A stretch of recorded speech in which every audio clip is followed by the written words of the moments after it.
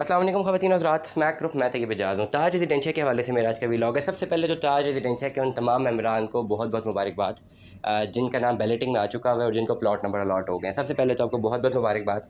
आपको मैं कहूँगा ये कि आपका आधा सफ़र तय हो गया है और आपने आधा मज़ीद सफ़र तय करना है। ठीक हो गया, तो आपको सबसे पहले आप तमाम तर लोग जो है मुबारकबाद के मुस्तहिक है। नॉर्मली मेरी जो नॉलेज रही है, ठीक है, डेफिनेटली ताज में जो है ज़्यादातर हमारा काम फ्रेश बुकिंग का, रीसेल बहुत कम देख रहा होता हूँ मैं। जो मेरी नॉलेज है उसमें यह था कि 3.5 मरले के जो प्लॉट्स उसकी बैलेटिंग अनाउंस है। I am not sure about 5 मरला 10 मरला कनाल के मैं हवाले से श्योर नहीं हूँ, 3.5 मरला के हवाले से मैं श्योर हूँ। प्लस आज के डेट में मैं थोड़ा सा आपको मार्केट अपडेट भी देना चाहूँगा। आपने इस व्लॉग को एंड तक ज़रूर सुनना है। सबसे पहले तो 3.5 मरला के जो प्लॉट्स हैं, जो कि 21 लाख वाली बुकिंग है, गालिबन 18 से 18 लाख वाली बुकिंग है और 25 लाख वाली बुकिंग है।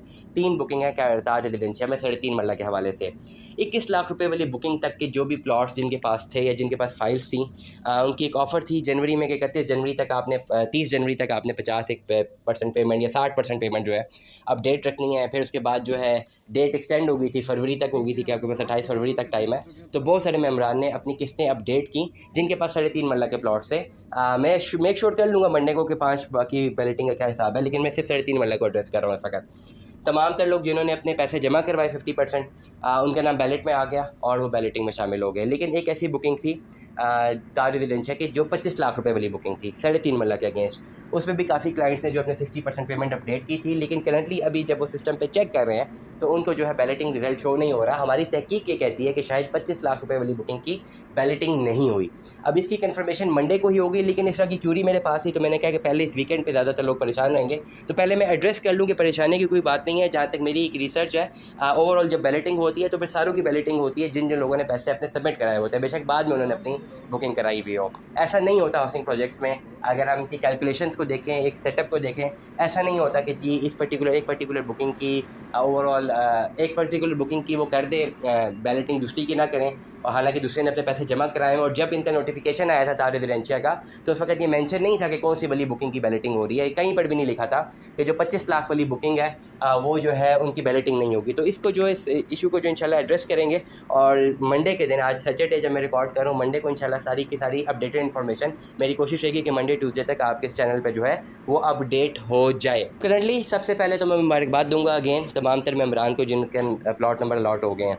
अब इसके साथ जो है बहुत सारे लोगों का जो है वो एक रुझान बना हुआ है ताज रेजिडेंशिया में कि वो समझ रहे हैं जी डेवलपमेंट नहीं हो रही, डेवलपमेंट बहुत स्लो है और ये प्लॉट कभी भी नहीं मिलेंगे। ऐसा नहीं है। ताज रेजिडेंशिया ने अगर प्लॉट ना डिलीवर करने होते तो शुरू के प्लॉट्स पे डिलीवर ना होते। करंटली जो है मार्केट में देखिए उतार चढ़ाव है, डिफरेंट हाउसिंग प्रोजेक्ट्स में डेवलपमेंट स्लो है, डिफरेंट में काफ़ी तेज़ है। लेकिन ताज रेजिडेंशिया की एक चीज़ याद रखें, NOC अप्रूव्ड है। ओवरऑल डेवलपमेंट की बात करें, ताज सेंटोरस मॉल वाले डेवलपर हैं, सरदार ग्रुप ऑफ कंपनीज हैं, ऑलरेडी डिलीवर किया हुआ इन्होंने।